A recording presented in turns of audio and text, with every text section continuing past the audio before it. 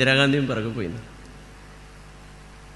Private secretary ചോദിച്ചു, madam അതൊരു panchayat member പോലും അല്ല, നിങ്ങൾ ഇന്ത്യയുടെ പ്രധാനമന്ത്രിയാണ്, പ്രധാനമന്ത്രി അദ്ദേഹത്തെ അനുഗമിക്കേണ്ട ആവശ്യമില്ല, പ്രോട്ടോകോൾ ലംഘനമാണ്. ആ മനുഷ്യനെ കണ്ടപ്പോൾ ഇതിൽ കുറഞ്ഞതൊന്നും ചെയ്യാൻ തോന്നില്ല എന്ന് പറഞ്ഞു.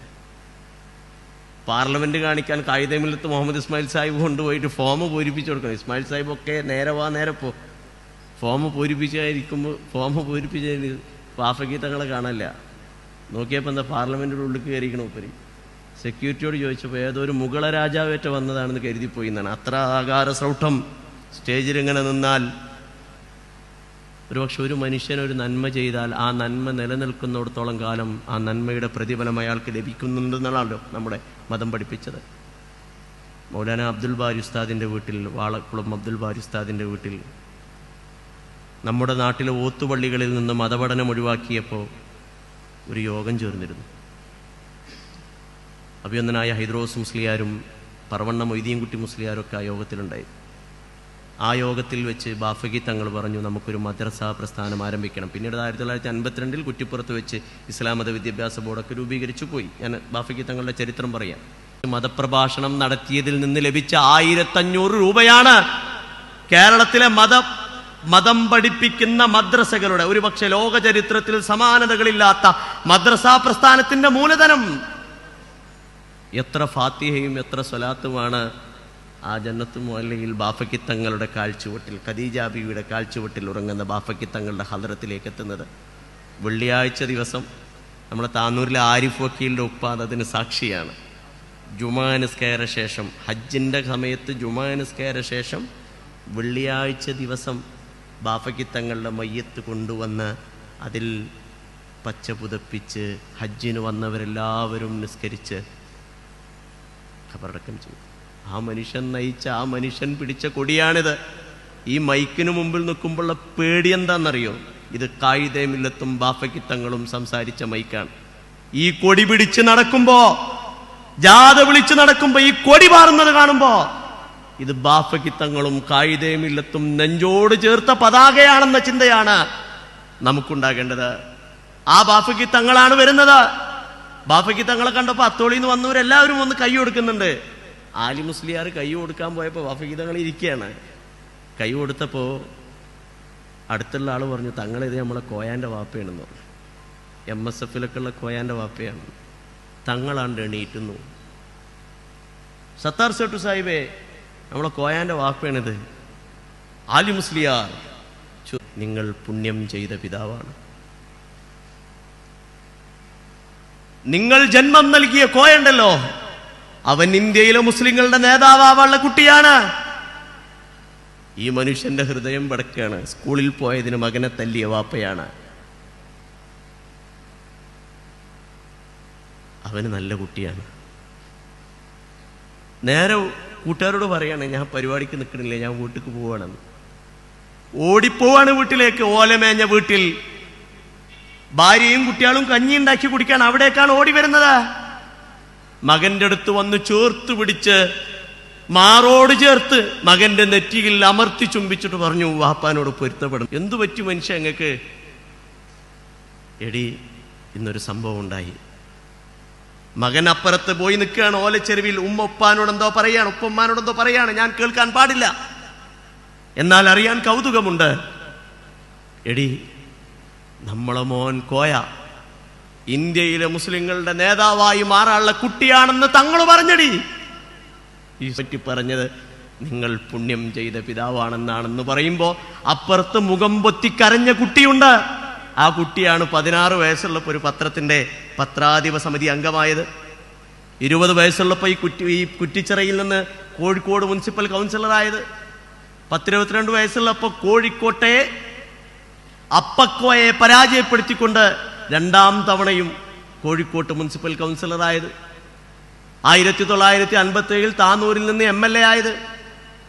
1960 രണ്ടാമതും താന്നൂരിൽ നിന്ന് MLA ആയി. സീതി സാഹിബിന്റെ മരണശേഷം മുസ്ലിം ലീഗിന്റെ സ്പീക്കർ സ്ഥാനം ഏറ്റെടുക്കാൻ നിർബന്ധിതനായത്. കോഴിക്കോട് ലീഗിന്റെ യോഗത്തിൽ എല്ലാവരും പറഞ്ഞു.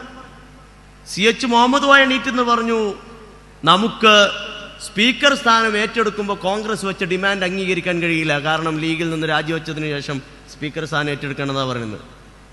യോഗം ഒന്നടങ്കം ഒരേ അഭിപ്രായം. ബാഫക്കി തങ്ങളും കായിദ മില്ലത്തും ബാക്കിലേക്ക് പോയി ഇസ്തിഹാറത്ത് നിസ്കരിച്ചു. എൻ്റെ ഇങ്ങനെയാണ് പറയുന്നത്, ബാഫക്കി തങ്ങളടുത്ത് ഞാൻ പോയി ചോദിച്ചു, തങ്ങളെ എന്താണ് ചെയ്യുക?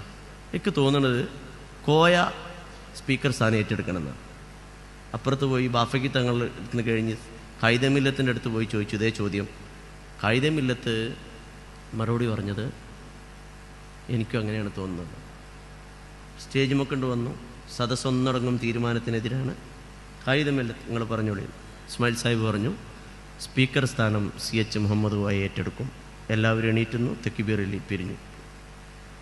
6 മാസം കഴിഞ്ഞു ദുർഗാർപൂർ പ്രമേയത്തിൻ്റെ അടിസ്ഥാനത്തിൽ രാജിവെക്കാൻ ബാഫക്കി തങ്ങളെ വിളിച്ചറിഞ്ഞു. ഞാൻ ഇനി മുതൽ സ്പീക്കറല്ല എന്ന മറുപടി. ഡെപ്യൂട്ടി സ്പീക്കർ സ്ഥലത്തില്ലാത്തതുകൊണ്ട് ഞാൻ നിയമസഭാ സെക്രട്ടറിക്ക് രാജി സമർപ്പിക്കുന്നു. സ്പീക്കറുടെ പ്രൈവറ്റ് സെക്രട്ടറി ഷെരീഫ് സാഹിബ് പറഞ്ഞ് 4 മണിക്കൂർ കഴിഞ്ഞിട്ടാണ് ഞാൻ അറിഞ്ഞത് സ്പീക്കർ രാജിവെച്ചിട്ട് തിരുവനന്തപുരത്ത് നിന്ന് കണ്ടു വരുമ്പോൾ എന്നോട് കഴിഞ്ഞ ദിവസം PA റഷീദ് സാഹിബ് പറഞ്ഞു, എടവ എന്ന് പറഞ്ഞ സ്ഥലത്ത് കൊല്ലത്ത് എടവയിൽ CHനൊരു സ്വീകരണം കൊടുത്തു അത്രേ. CHൻ്റെ പ്രഭാഷണങ്ങളിലെ വല്ലാത്തൊരു പ്രഭാഷണമാണ്. ആ സ്വീകരണത്തിൽ CH നിന്നുകൊണ്ട് ഇങ്ങനെ തുടങ്ങിയത്, പ്രിയപ്പെട്ടവരെ, ഞാൻ 6 മാസം വിങ്ങിക്കഴിയാണ്, വല്ലാത്ത വിങ്ങലിലാണ്, എൻ്റെ മനം അനുവദിക്കാത്ത വിങ്ങലിലാണ്. ആ വിങ്ങലിൽ ഞാൻ ഇവിടെ വെച്ച് മോചനം തേടുകയാണ്. ഞാൻ വിളിക്കാൻ പോവാണ്, നിങ്ങൾ ഏറ്റു വിളിക്കൂലേ എന്ന് ചോദിച്ചത്. മുസ്ലിം ലീഗ് സിന്ദാബാദ് എന്ന് CH വിളിക്കുമ്പോൾ അത് സദസ്സ് വൈകാരികമായി ഏറ്റുവിളിച്ചു എന്ന്. അങ്ങനെ വൈകാരികമായി ഏറ്റെടുത്ത പിച്ചളപ്പിന്ന് പോലെ സ്പീക്കർ സ്ഥാനം വലിച്ചെടുത്തു. ഒടുവിൽ മുഖ്യമന്ത്രി സ്ഥാനത്തേക്ക് വരെ കടന്നു വന്ന മനുഷ്യൻ. സാവാൻകുട്ടി സാഹിബ് MLA ഹോസ്റ്റലിൽ കിടന്നുറങ്ങുമ്പോൾ അഹമ്മദ് സാഹിബ് എഴുതി വെക്കുന്നുണ്ട്, വന്നു വിളിച്ചു, ഫോൺ തലക്കൽ CH. എന്താണ് സാവാൻകുട്ടി, ഉറങ്ങാണോന്ന് വെച്ചു. നോമ്പല്ലേ, രാത്രി 1 മണിയല്ലേ, പിന്നെ ഇപ്പോൾ ഉറങ്ങല്ലാതെ എന്താണ്, എന്നാ ഇങ്ങോട്ട് വാന്ന് പറഞ്ഞു. പോയി നോക്കി, എൻ്റെ പ്രിയപ്പെട്ട ലീഗാരെ, രാത്രി 1 മണിക്ക് ഷുഗറുള്ള മനുഷ്യൻ, CHൻ്റെ മരണകാലത്തിൽ പ്രധാന കാരണങ്ങളൊന്നും ഷുഗറാണല്ലോ. ഷുഗറുള്ള മനുഷ്യൻ സാവൻകുട്ടി സാഹിബ് പറഞ്ഞു, നിങ്ങൾ എന്ത് പണിയാണ് കാണിക്കുന്നത്? നോമ്പാണ്, ഷുഗറല്ലേ, ഇങ്ങനെ ഉറങ്ങാതിരുന്നിട്ട് എന്ത് കാര്യമാണ്? നിങ്ങൾ തടി നോക്കണ്ടേ? CH എന്താ പറഞ്ഞെന്നറിയോ? ഇത് സമുദായമാണെന്ന് പറഞ്ഞു. വഖഫ് ബോർഡുമായി ബന്ധപ്പെട്ട ഫയലുകളാണ്, ഈ ഫയലുകൾ നോക്കി തീരുന്നില്ല ഈ കൂടി ഇരിക്കുന്നവർ.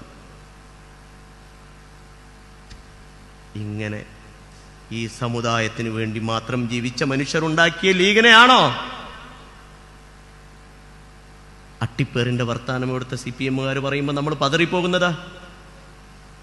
പതറാതെ നെഞ്ചുവിരിച്ച് നമുക്ക് നിൽക്കണമെങ്കിൽ ഒന്ന് ബാക്കൊക്കെ തിരിഞ്ഞു നോക്കിയാൽ മതി. ഒറ്റ തിരിഞ്ഞു നോക്കൽ. ആ തിരിഞ്ഞു നോക്കലിൽ കായിദേ മില്ലത്ത് പുഞ്ചിരിക്കുന്നത് കാണാം. സീതി സാഹിബ് നെറ്റി വിയർക്കുമാറി ചിന്തിക്കുമായിരുന്നു. സീതി സാഹിബിന്റെ വിയർത്ത നെറ്റിത്തടം കാണാം. CHന്റെ മുഖ്യമന്ത്രി സ്ഥാനം ഏറ്റെടുത്ത് പുത്തരിക്കണ്ടം മൈതാനിയിൽ പ്രസംഗിച്ചത്, മറ്റൊരു സമുദായത്തിന്റെ മുടിനാരിയെ ഞങ്ങൾക്ക് വേണ്ട, ഞങ്ങളുടെ സമുദായത്തിന്റെ തലനാരിയെ ഞാൻ വിട്ടുതരൂല എന്ന് പ്രസംഗിച്ച CHന്റെ പ്രൗഢമായ പ്രസംഗത്തിന്റെ ആലോചന കേൾക്കാം. അതോടൊപ്പം പാണക്കാട്ടപ്പുക്കോയ തങ്ങൾ വഫാത്തായി കിടന്ന് ഖബറടക്കം കഴിഞ്ഞതിന് ശേഷം മുസ്ലിം ലീഗിന്റെ അധ്യക്ഷ പദവി ഷിഹാബ് അങ്ങ് ഏറ്റെടുക്കണമെന്ന് പറഞ്ഞപ്പോ CH എന്നെ നിർബന്ധിക്കരുത് എന്ന് പറഞ്ഞ ഷിഹാബ് തങ്ങളുടെ സൈഡിലൂടെ പുറത്തേക്കൊരു കൈ വന്നിങ്ങനെ അമർന്നു എന്നാണ്. അമർത്തിയിട്ട് പറഞ്ഞത്, കുട്ടി ഐക്കോളി, അള്ളാഹു ബർക്കത്ത് ചെയ്യുന്നതാണ്. അത് പറഞ്ഞത് ചാപ്പനങ്ങാടി ബാപ്പു മുസ്ലിയാരാണ്. അതുപോലത്തെ ദീർഘദൃഷ്ടിയുള്ള പ്രഗത്ഭമതികളായ സമുദായ സ്നേഹികളായ ഉമ്മത്തിനെ നെഞ്ചോട് ചേർത്ത മുസ്ലിം ലീഗിന്റെയും മുസ്ലിം നേതാക്കന്മാരുടെയും നീണ്ട നിരയെ കാണാം. ആ നിരയൊന്ന് തിരിഞ്ഞു നോക്കിയിട്ട് മുമ്പിലേക്ക് നെഞ്ചു വിരിച്ച് നടക്കുക. അഭിവാദ്യങ്ങൾ. അസ്സലാമു അലൈക്കും.